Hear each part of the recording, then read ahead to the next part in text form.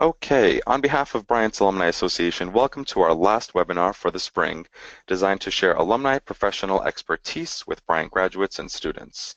Before I turn the program over to our presenter Ed Drozda 89MBA, and our facilitator, Robin Ward, I need to provide you with a couple reminders for this webinar, which will last for approximately 1 hour. All participants are in a listen-only mode. However, we encourage you to comment and ask questions using the question and answer feature, which is located in the lower right-hand corner of your screen. After today's presentation, you will receive a survey. Please take a moment to provide feedback. Your comments are valuable as we expand our professional development programs for alumni. Now, I will turn the program over to Robin Ward, Director of Alumni Engagement at Bryant University, a 30-plus year veteran of higher education. Robin has found her passion in developing meaningful ways to connect alumni back to their alma mater. The Office of Alumni Engagement informs alumni through integrated communications, involves alumni to ensure student success here, and promotes alumni leadership and innovation through creative programming. All right, Robin, take it away. Thanks so much, Tyler, and thank you for the attendees who are on the line now. This is the last of this series. We'll be setting up a series in the fall, and we encourage any alumni who'd like to participate in this as a presenter to approach us. But first of all, I'd like to introduce Ed Drozda, our speaker today.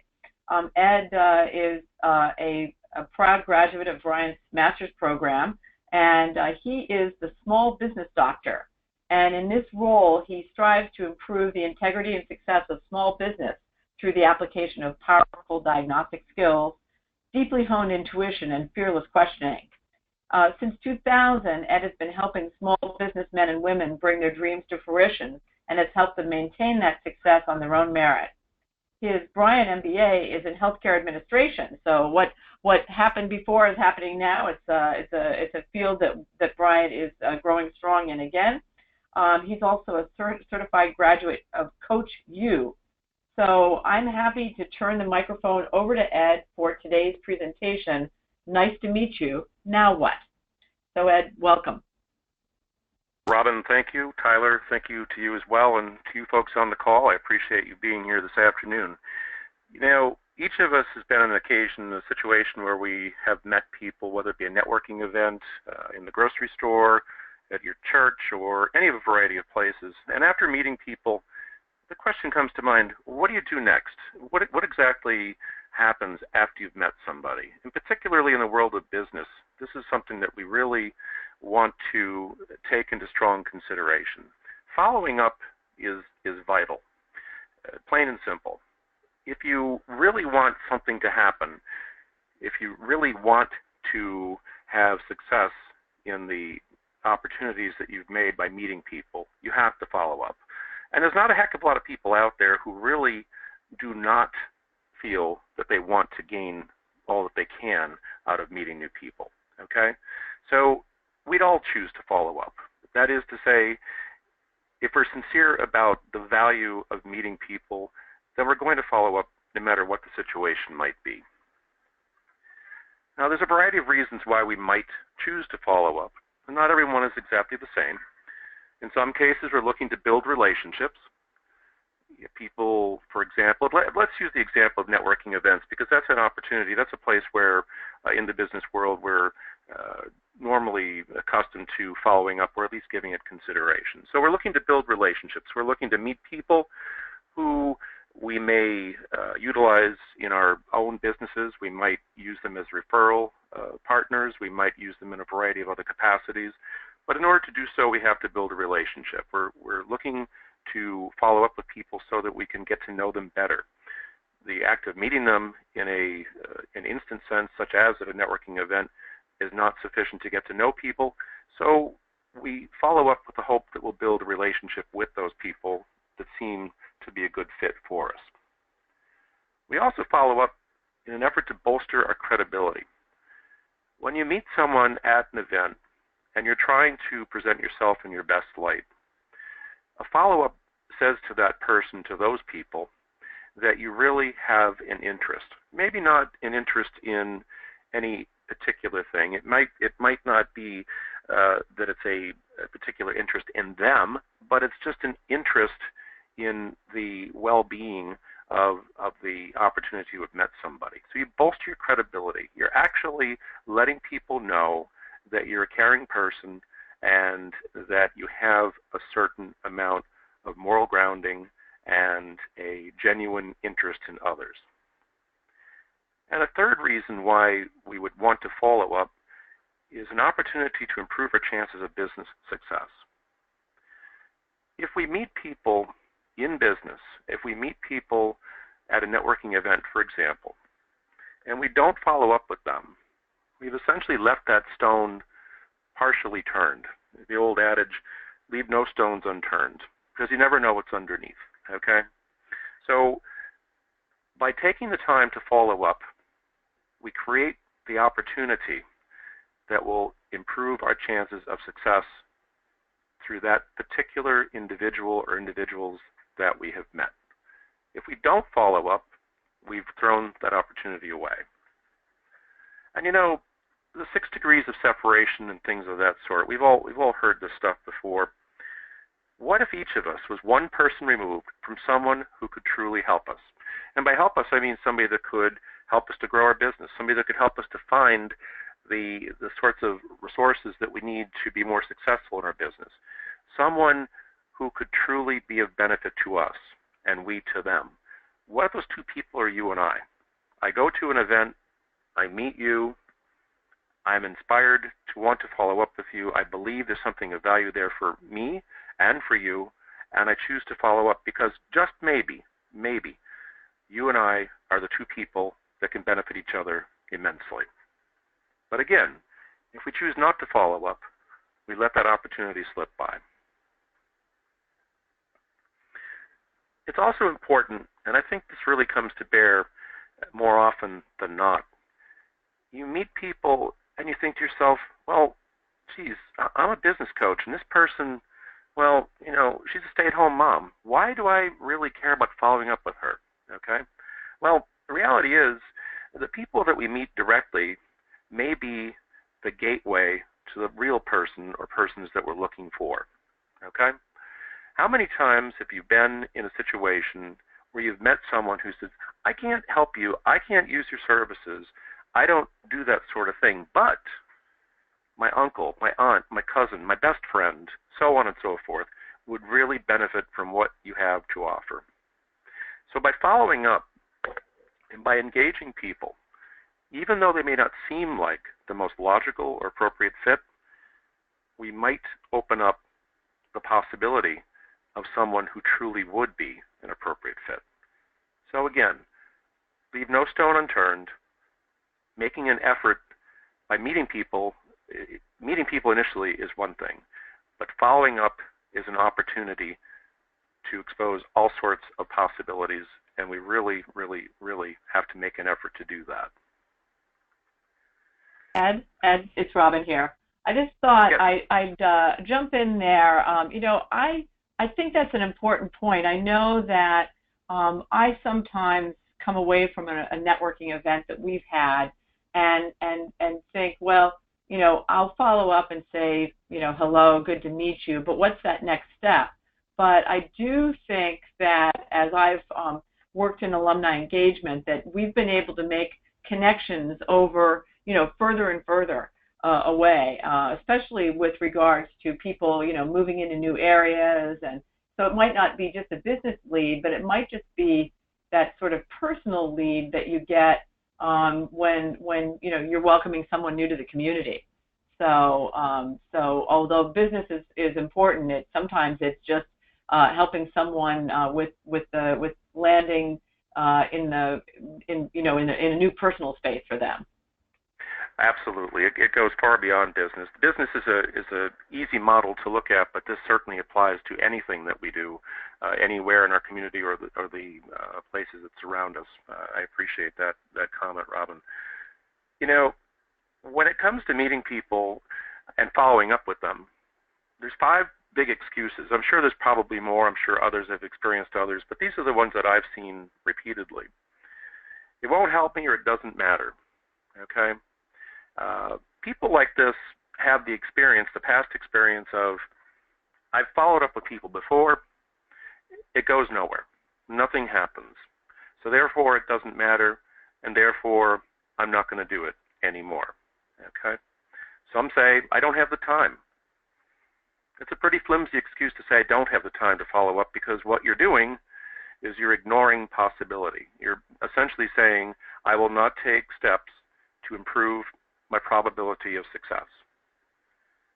I don't have time is saying that I don't wish to invest in that success. It's really a pretty poor excuse, but I've heard it repeatedly. I don't know what to say or do.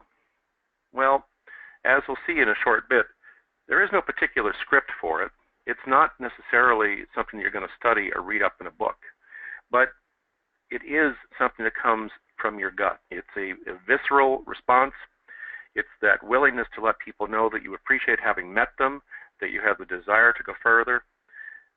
To say you don't know what to say or do is basically to say that you really just haven't given any consideration or thought about the way you felt or feel about the people that you meet. I didn't collect contact information. Well, excuse me. You didn't collect contact information because when you went into the event in the first place, you went into the situation, you didn't think to ask about it. And so your mind wasn't on the notion of following up. For that matter, your mind wasn't on the notion of making a connection with people. When you do go to an event, a networking event, or any other sort of situation where you're likely to meet people, make a point of collecting information, whether it be a business card or a handwritten note with an email address or whatever the case might be, and make sure you have that information so that you can follow up. Each of these excuses, the fifth being yours, other than the four that are listed here, something else that you would like to supply. Each of these excuses are just that. They're excuses, they're distractions from the reality that following up is essential to capitalize upon, to make the best of your introduction to new people. There's four follow-up styles that I have observed. The out of touch, the non-committal, the steady, and the warrior. And each of them reflects individuals. As I said, following up, there's two aspects to following up. Number one, you have to make the decision, you have to make the choice that you're going to do so. I like to think of it as a commitment to your success, a commitment to increasing your probability of success. Having done that, each person has their own style. There's the out of touch. Follow-up. What is it? I have no idea what follow-up is. Literally, these are people that don't recognize the value of, and they don't appreciate the need for follow-up. Okay? For that matter, they don't expect follow-up from others either. They literally go about their business, they meet people, and think that here and now comes and goes, and that's that. I met you, I've moved on, we're no longer connected. And if this sounds like it's something I made up, I can assure you I have observed this on more occasions than I can believe. I've observed this with clients, I've observed this with fellow networking folks, and I really find myself somewhat clueless as to why they don't give consideration to this, but they really do not sense, they don't see the value of following up. And for the record, these are not people that say they tried it before and it didn't work. These are people who literally just simply don't understand what follow-up means and that there's importance in it. There's the non-committal style. These are folks who follow up on occasion, but more often than not, they follow up when somebody contacts them first. You and I go to an event. We swap business cards. We have a nice conversation. We express an interest in each other, and certainly there's reason to believe that we might get together at a future time to discuss things further. But the non-committal waits for the other person to do the follow-up. Okay, so you both have the contact information. You both have the ability to reach out, but you will respond to their reaching out, almost as if to say, okay, they reached out to me. I guess they really officially had an interest in me. Okay? The non-committal recognizes that follow-up has value, but it's time-consuming. And quite frankly, that's why it's easy to let it go until somebody follows up with them. So if you do follow up with me, and I say, okay, well, I met 10 people. I've got 10 contacts. But out of the 10, one person contacted me, and that is easy for me to respond to. But to send out follow-up to 10 people, no, that's very time-consuming. I'll let them come to me. If, however, the non-committal has repeated success, they're more inclined to increase their interest.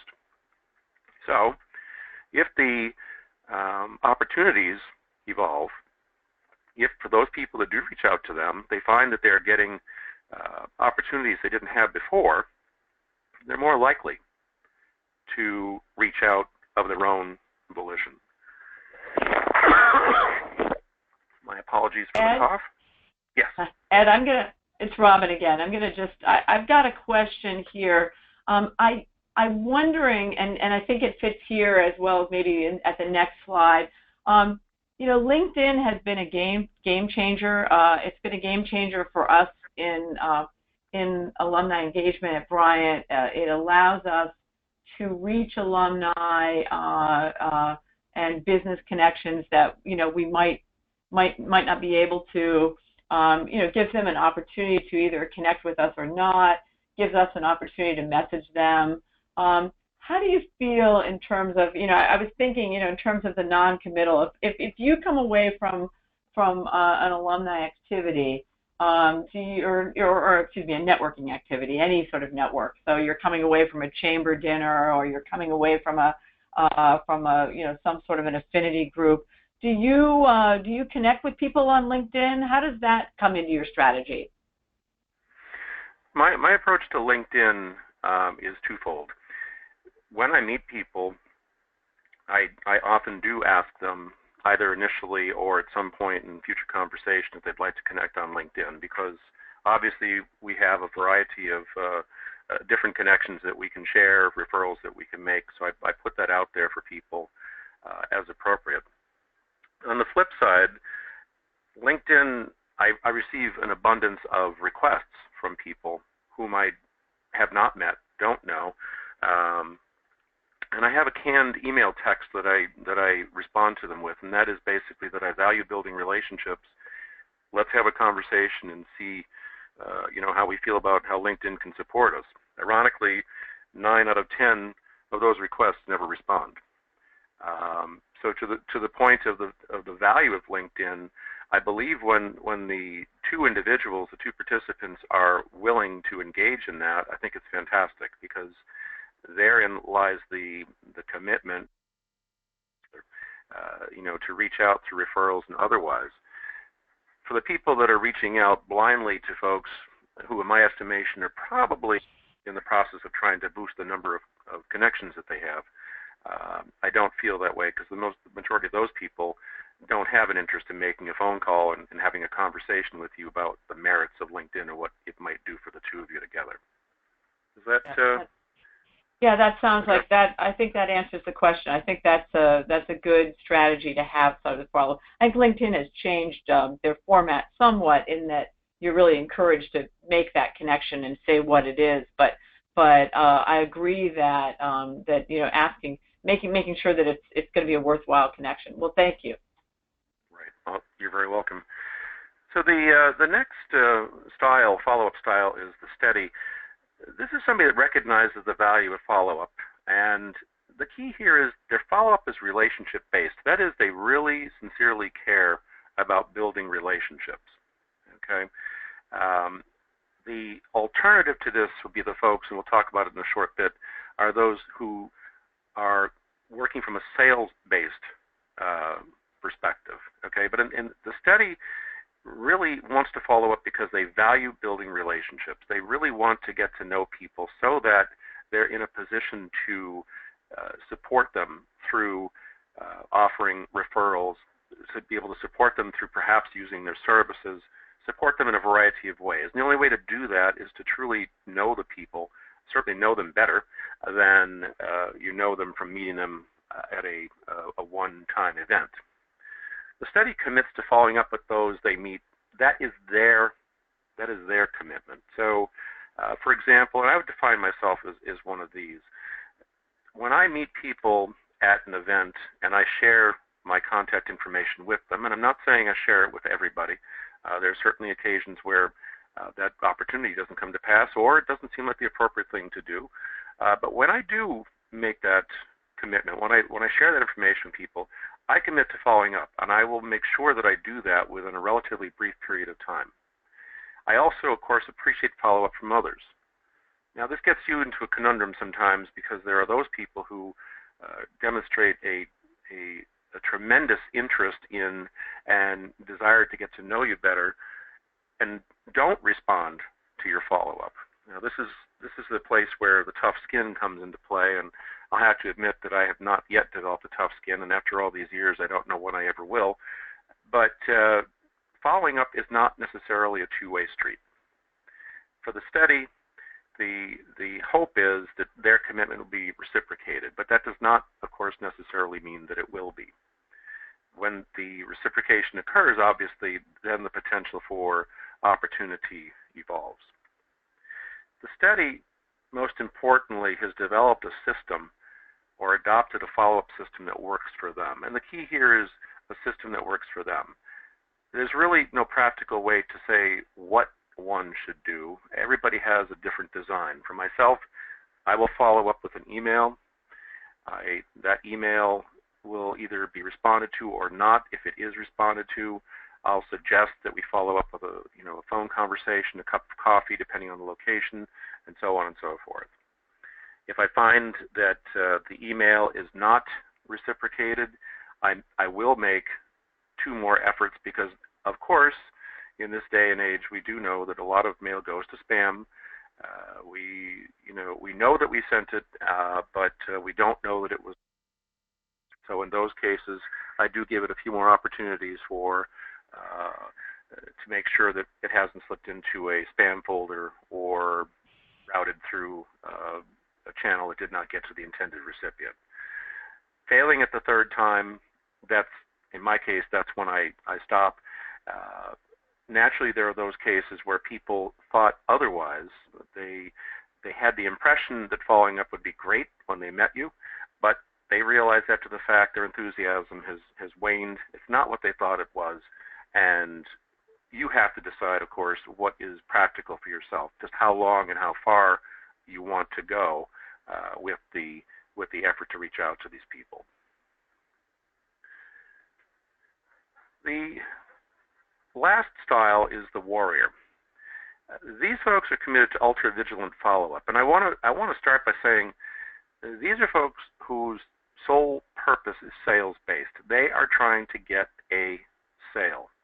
Now, I'm not saying that this is right or wrong. I don't happen to think it's an effective way to follow up. I think it's not an effective way. But that said, there are those people who are in certain circumstances where they have to fulfill certain quotas and so on and so forth. They are, by virtue of their job, their position, are in a position where they have got to pursue the sale aggressively. Their follow-up is ultra-vigilant, and what I mean by that is they are calling repeatedly. They are trying various approaches. They are emailing. They put you on an email list, on a newsletter list that you never subscribed to, okay? They take the liberty with the information that they've got and use it for themselves without considerable regard for the individual that's receiving it, okay? The key here is, if you're doing this, you've got to be willing to accept the risk that your style may scare away some prospects. As time goes on, it seems like more and more prospects are scared away. But these people do exist. We all know them. We all know that they're out there. We know that they're doing these things. And they will continue to do these things as long as they're being driven by perhaps unrealistic goals that are set by their companies, requiring them to have certain quotas met, and so on and so forth. So the warriors do exist, but this is the sort of follow-up that you kind of wish you could identify before you left, before you gave your information away to these people. It's the business card you kind of hope you left in your pocket, if one could only know. So a couple tips about follow-up. First of all, be clear about your intentions going into it. Okay, when you go to a networking event, you want to be clear what your intentions are. Am I in a relationship-based perspective, a sales-based perspective? What are my intentions? Okay, so that when I go into these situations and I'm trying to follow up, when I meet people, I want to be true to what my intentions are. If my goal is to meet people and to be able to engage people, if my goal is to follow up with people so as to develop new referral opportunities, to develop new opportunities to grow my business, then I need to be genuine in displaying those things to people. The plan that I create has to suit me. It has to be something I can work with. And I don't really think there's a how-to that really applies to this, no matter what you do. It really is something that you have to be able to commit to and employ without any difficulty for yourself. It's kind of hard to picture you're going to read that in a book. You might get some ideas, but when it comes down to developing a plan, it has to be something that really is suited for you and best prepared, created by you. Don't rush it. Follow-up is not a task to be completed. It's not that I have to follow up because if I don't, this or that will or won't happen. It's a process, okay? It's a process that you're committed to. If your intention at the get-go is to develop relationships, and you have to treat it such as that. Things like these don't develop instantaneously. So that first cup of coffee may be an opportunity to get to know more about the individual as a person. The next cup of coffee might be an opportunity to talk about business ventures and what you might be able to do together, referral plans and so on and so forth. But it's not something to be rushed. If you're going to follow up, if you're committed to the process, then you don't look at it as a chore. You look at it as an investment, and that is very, very important. Ed, it's Robin here again. I had another question. I probably should have interspersed it a little bit earlier because you covered most of it. But just thinking about your steady, I loved your thought, the business card you wish that you could leave in your pocket or something else. But our question is, what are your thoughts? Can you expand a little bit more about your thoughts on persistent contact versus too much? Is there, what's that balance? Thinking back, is there a cadence to this? Is there the right number of follow-ups? I know when you did our breakfast series last week, you talked about, there's a point where if somebody's not getting back to you, they're not interested. But so there's the question here is, persistent is persistent okay, but maybe there's a point where it crosses the line. It's too much. Well, let's look at those things that are pretty cut and dry. For example, I can think of one particular company that has reached out to me no less than 15 times. After the first time, I responded, "No, thank you, I'm not interested." The second time, I said, "Perhaps you did not get my first response, but I'm not interested." This continued. It got to the point where I said, "You're harassing me. What don't you understand? I don't want to hear from you anymore." Okay. Now that's a pretty extreme case, but it's true. Some people will continue despite the fact that someone has said, "Do not contact me." At the very least, acknowledge and recognize what people are telling you. Don't contact me. Okay, I won't contact you. Okay. When it comes to persistence, I think realistically you have to look at the benefit. I guess we could say the cost-benefit ratio. If I continue to reach out to someone and do not get a response, if they are in fact getting the information that I'm sending to them and they just happen not to let me know, you can bet that I've alienated myself to them. Whether they tell me or not, I have definitely alienated myself. So being realistic, a couple of times, a couple of reach outs is one thing, and that's of course when somebody's expressed an interest. But if after 2, 3, 4, and continuing on times, you got to ask yourself, what am I accomplishing here? I'm not only consuming my time, but I'm probably turning those folks off. Whether they choose to tell me or not is the variable that I can't account for. Does that address your point, Robin? I think that covers it. Yes, thank you so much. You're very welcome. So, as far as follow-up is concerned, it's not the technique that matters. There is no right or wrong. It's your opportunity to open doors, and if you choose not to do it, that's fine too. There's no reason that you have to do it. It is an opportunity. It is a choice that makes perfect sense, but not everyone chooses to go there. But whatever you do it on your own terms, in a manner that suits you, and if your intentions are clear to you, they'll be clear to the people you're trying to reach. So if you make it clear, you go to an event, and I meet you, for example, Robin, and I say, we really should sit down and talk. I think there's an opportunity here for us. What do you think about that? And I have made it very clear to you what my intentions are, that I want to explore opportunities with you. I'd like to be able to follow up on that. We're not going to be able to cover that here at this event. So what do you say? Would you like to get together over a cup of coffee and talk about it further? And you agree to this. So we follow up, we sit down, and we have that discussion, and we take it from there. Okay? Making your intentions clear gives other people an opportunity, not necessarily to say that they will follow through, but it gives them an opportunity to say yes or no. Regretfully, not everybody is going to tell you what they're thinking at that moment. We've all had occasions where people, say, oh, you're the best thing since sliced bread, but then when it comes down to meeting again, they just don't seem to be there. They change their minds. Things are different than what you thought they were. But at the very least, if you make your intentions clear, your intentions will be clear to the people that you are trying to reach. And with that, I am going to turn this back over to Robin and see if you can bring in any other questions there. And I want to thank you all for your time today. I don't see any more questions here. So I think, again, we wanted to do these topics on networking because I think that that's something that we hope that the alumni who attend our various programs will use it as an opportunity not only to build personal connections but professional connections as well. And just yesterday when I was with the seniors, I met a young woman who was standing off to the side.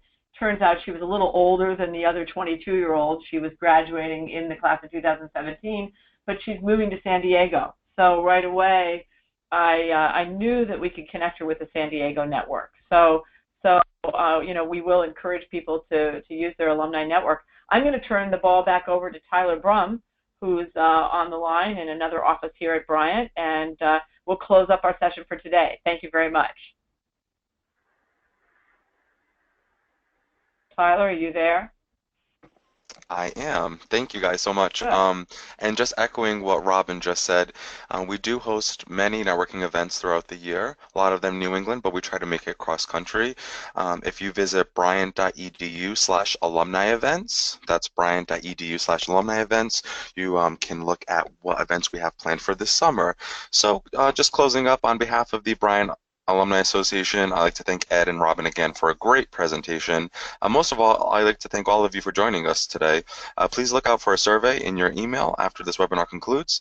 This is our last webinar for the spring, but we are already starting to fill our fall schedule. So if you are interested in being a part of the alumni webinar series, please contact us. You can reach us at alumni@bryant.edu. And once again, thank you guys so much. This concludes today's webinar. Have a great afternoon.